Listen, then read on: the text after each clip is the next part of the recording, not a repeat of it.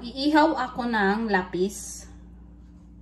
Lapis ang tawag sa amin sa isda na ito. Malaki kasi siya, kaya hinati na lang ni JR.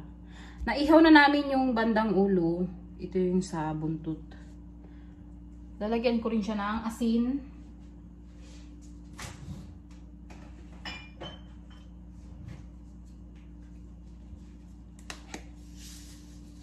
Ayan. Yung aking chicken strips kahapon, hindi ko na picturean. Hindi ko na siya i-slice ng ganon para hindi siya masayang yung, mas gusto ko siyang ganon na buo.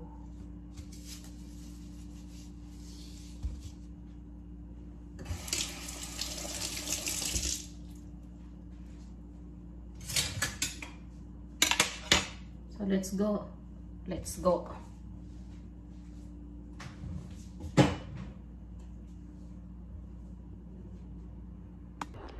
Ito yung ating ihawan.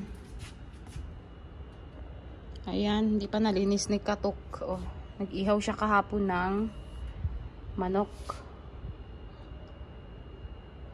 So, yun natin. Pero kailangan 2 kamay. Kasi ito yung sa apoy. At ito yung i-on mo na gano'n. Ayan, na-on ko na siya. May apoy na yan. Hayaan mo na nating uminit bago natin ilagay yung isda. Itong araw na yan, yan yung magsasabi kung mainit na siya. So ayan, mainit na yung ating ihawan. Nasa 152 Celsius na siya. Nasa 330 degree Fahrenheit. At pwede na nating ilagay ang ating isda. Chan chararan. Wala. Then takpan natin. Takpan natin. Ang apoy is nasa kalahati lang. Ayan. Maalikabok. Oh, maalikabok ngayon. Kasi pa-winter na. Pa-winter na kaya maalikabok dito sa Riyadh. Kakalinis lang rin yan ni JR at may takip pa nga yan. Pero may alikabok. Ayan, check natin after 5 minutes. Oh, init. Baliktarin natin. Luto na yung kabila. Baliktarin muna natin. Makapal yung balat niya. Baliktarin natin ulit mamaya. Takpan natin. Siyempre, pag may inihaw na isda, kailangan may salad. So, meron ako dito 2 pipino, sibuyas dahon, sili, 1 lang, kamatis, at kalahating sibuyas.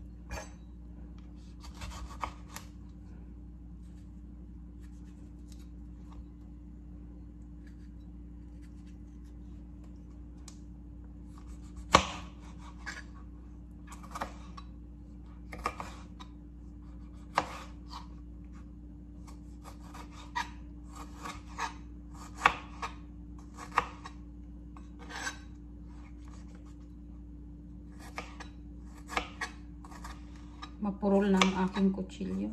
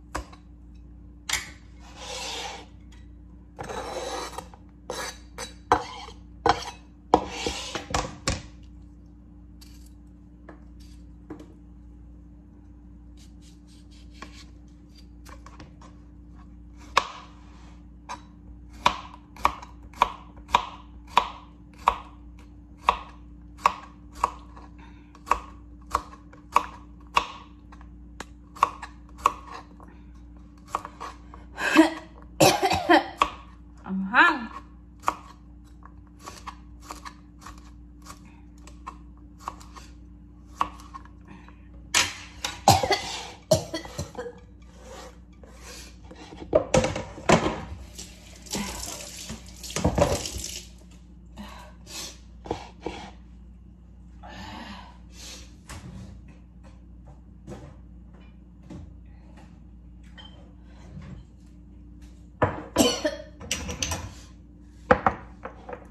Then, lagyan natin ng salt,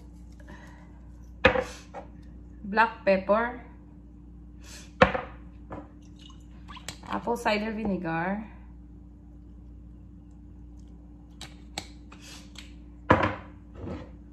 olive oil,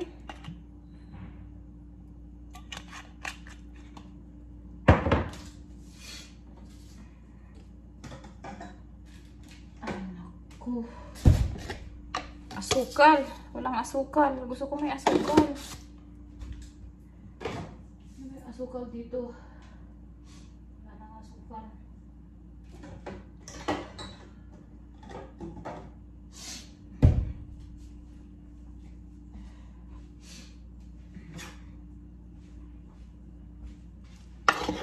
Then, mekos-mekos lang natin.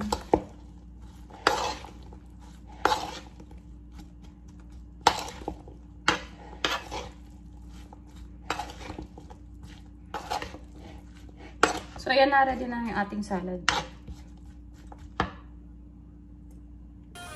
Ayan, binaliktad ng ikatok. Then, pinatayo niya ako para daw. Maluto yun dito. Maluto yung ilalim. Luto na yan? 5 minutes. Dyan si Katok. So, ayan na. Luto na siya. Bakit parang may nagalabas pa sa ilalim niya? Hindi na yan talaga yan. Ano na yan? Last quarter niya. Luto na. Luto na. Ayan, ayan. Let's go. Itaktakin mo yung kwan. Tray. Ayun na, may tissue doon.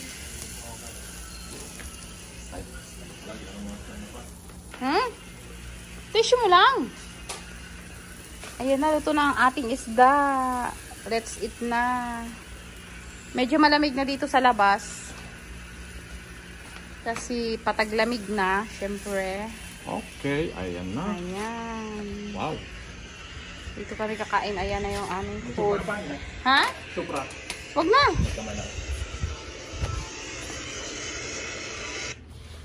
Ayan yung aming isda. Ayan yung ating salad. May Sprite. At andito yung sausawa ni Katuk na bawang at suka. Andyan yung aming kanin. At mayroong boiled eggs. Boiled eggs lang ako. Hindi ako nagkakanin. Ayan. At may ice cream pa kami doon sa loob pang himagas. Mamaya. So, ayan. Kainan na. Ito ang aming lunch. Dito kami sa labas kasi medyo malamig na. Mayami ng isda. Salad. Dahil si Katuk gutom na. Gutom na yan. So, ayan. O, ayan na. Kainan na. So, ayan na yung aming lunch. Ayan yung salad. Ayan si Katuk gutom na. Ayun yung aming kanin. Red rice yan siya. Ayun yung sausawan. Dito kami sa labas kasi malamig na. So hanggang dito na ang aking video sa araw na to. Thank you so much sa walang sawang panonood. Especially Team Sueno family. Ayan o, taba siya. Nakamantika yung ano niya. So stay safe everyone. God bless and see you next time.